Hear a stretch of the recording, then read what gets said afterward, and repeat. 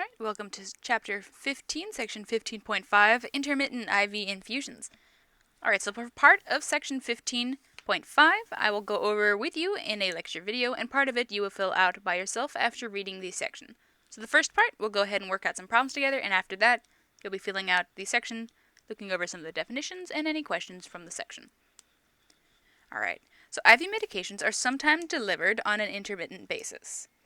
Intermittent medications can be delivered through an IV secondary line or saline or hairpin lock. Secondary lines are sometimes called piggybacks. Alright, so Rule 15.11. When you prepare medication for an intermittent IV infusion, reconstitute the medication using the label and package insert, then calculate the amount to administer and the flow rate. So for example 1, you're asked to calculate the amount to administer, use the proportion method. And then what we have ordered: Eloctatin, I don't entirely know if that's exactly how to say it, but I'm going to go with it. 75 milligrams in 250 milliliters, D5W, IV piggyback over 90 minutes. What do we have on hand? Eloctatin, 5 milligrams, milliliters injection, 100 milligrams, single-use vial. Alright, so according to the package that we have on the side here, it should be reconstituted with 20 milliliters of water for injection, or 5% dextrose for injection.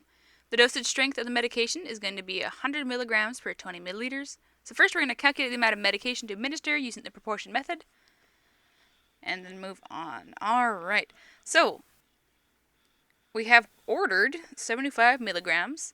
We're going to calculate the amount to administer using the following information. So D, remember our desired dose, is 75 milligrams. H, dose on hand, is 100 milligrams. And then the dosage unit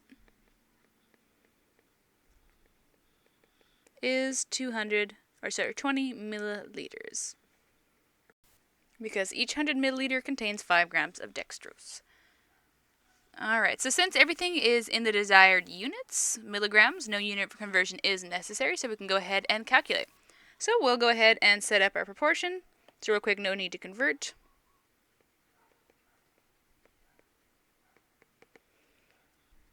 So let's calculate that proportion. We use our formula, H over Q equals D over A, which is going to be 100 milligrams all over 20 milliliters equals 75 milligrams all over A. Okay, we can cancel the similar units out, and then we can go ahead and cross multiply. So then we get A times 100 equals 75 times 20 milliliters. We can go ahead and divide by the 100. And we are left with A equals, so calculating that all out, we're going to get 15 milliliters.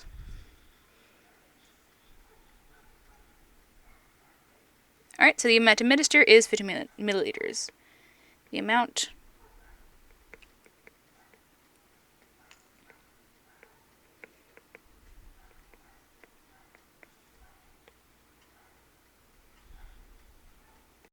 Alright, let's keep going. Alright, next one, example 2.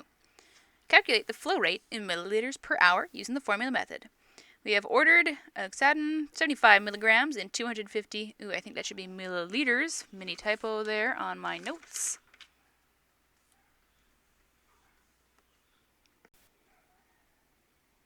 Alright, over 90 minutes. Alright, so since the time is expressed in minutes, we first need to convert 90 minutes to hours. So first things first, we gotta always make sure units are correct. Check units. Okay, we gotta convert the minutes to hours. So how are we gonna do that? Well, first off, we can just go ahead and set up that proportion. So 1 hour is 60 minutes. Set that equal to X number of hours we're looking for. Let's go ahead and cross multiply. So we have 90 minutes, hours, x times 60 minutes. Let's go ahead and cancel out those minute units.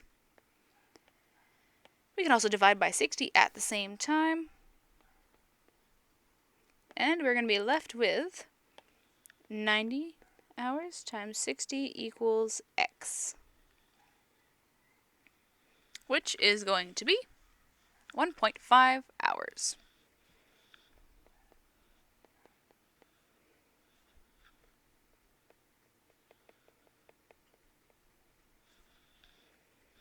Alright, so now we have the number of hours. Okay, and for this example, we're going to go ahead and use volume equals. Alright, so for this problem, what we're still using is that original label for the Satin. And in order to reconstitute the solution, which you can read on page 441 of your textbook, to reconstitute this, we're going to end up adding 15 milliliters of medication plus the original 250, which we start with, for reconstituting it, which once again you can read on page 441. And once we do that, we get a total volume of 265 milliliters. All right, this is using rule 15.5 for reconstituting. So what we do is we'll end up, once we've reconstituted it, we'll end up with a volume of 265 milliliters. All right, so this volume is in the correct format, and then we also have our time, which is also in the correct unit.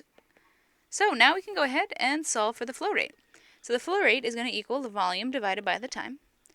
So the flow rate is going to equal 265 milliliters divided by our time, which is 1.5 hours. Calculating this out, we get F equals 177 milliliters per hour. So our answer is going to be, you would set the infusion pump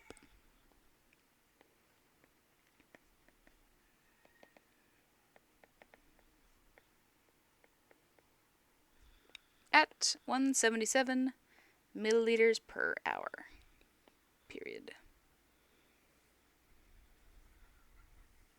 Alright, so the rest of this section is going to be filled out by you reading the other sections of the textbook. Please send me an email if you need any help with any of the problems.